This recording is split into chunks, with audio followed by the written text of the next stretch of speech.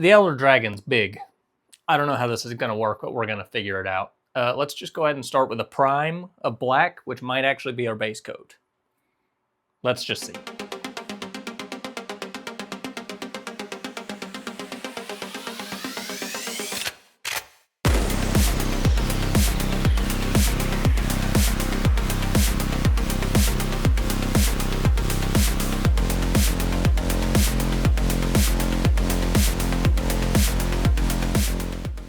Okay, here we go. So this guy is all primed up. He doesn't really fit anywhere, but I think I've got a kind of an idea of where I'm going. I want to do like a light gray type of a like high contrast type of thing for the wing webs, which I'm going to probably do with an airbrush.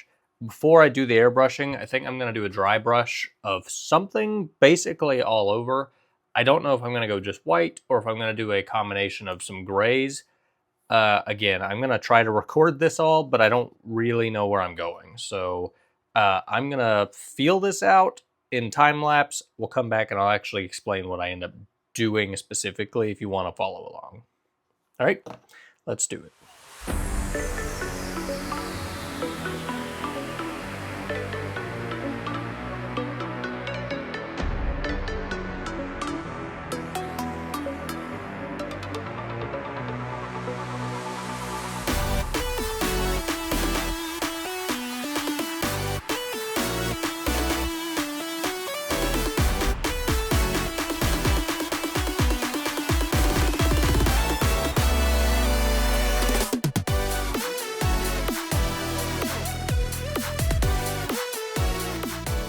Oh, right. Well, I mean, it's something.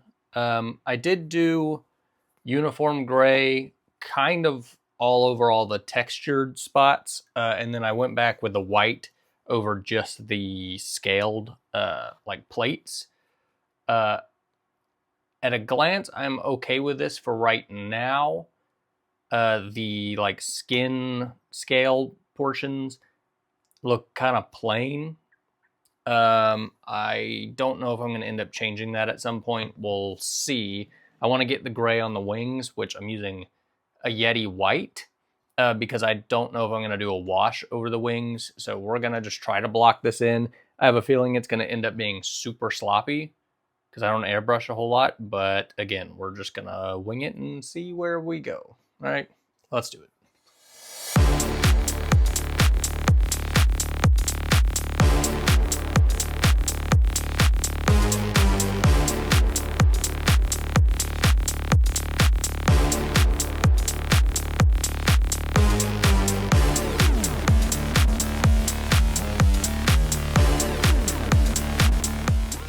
Okay, a little bit of an unexpected twist here actually is I don't airbrush enough and I always forget that you can do stuff like this and it doesn't have to be a solid color. And this is just something that I kind of stumbled upon. Again, it's a little messy, but I'm mostly okay with that. I did very quickly do a pass on the bottom as like my test subject. I am going to do the old low PSI airbrush sputtering. I'm going to get some black, I think, and do a little bit of spotting around the edges just to give it a little bit more texture. But I'm pretty content with that. And depending on what that looks like, if it's too stark of a difference, I might do a wash over the wings. But if it's not too bad, that might just be where I keep the wings. The horns and the bone spikes, essentially, I don't know what color I want to do yet. I was originally going to paint them with charcoal, the same way that I did the other dragon, just so it was a different black.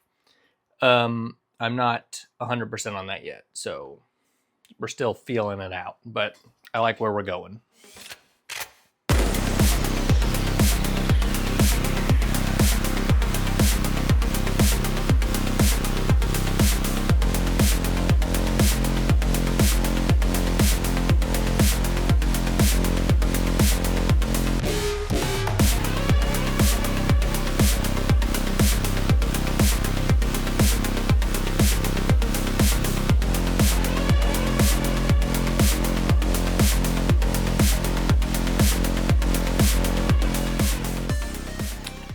Okay, that was a little bit more of a struggle than I expected, but you can kind of see the effect right there.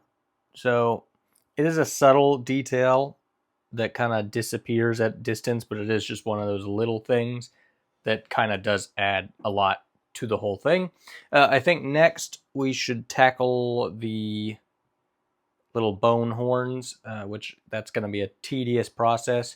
But again, it needs a little bit of extra something. The wings have enough contrast. That is what I wanted. They are the main focal point, and I think I'm really happy with those.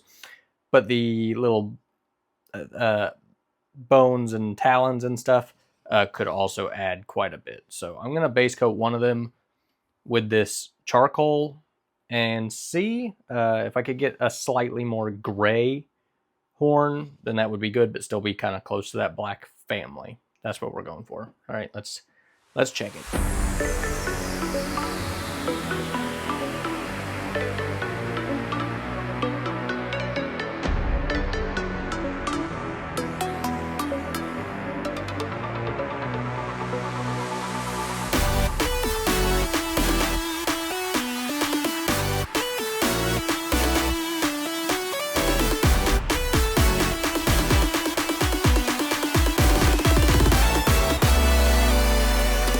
So this looks, I think, good enough. I don't love the coloring on the spikes. I don't think it looks a little, it all kind of blends together, but then at the same time, the reference of like an Alduin type of coloring, that it's kind of just what he looks like. So it is what it is. I'm hoping maybe some of the face details make it come to life a little bit.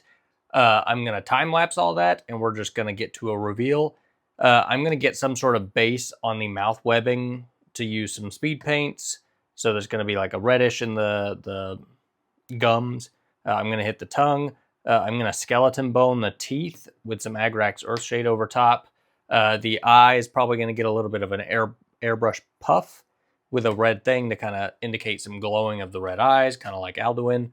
And then I'm going to hit the base with a typical dry brushing, stippling thing that y'all have watched me do a million times before, and we will get to a reveal. So let's try to wrap this guy up and see how he comes out.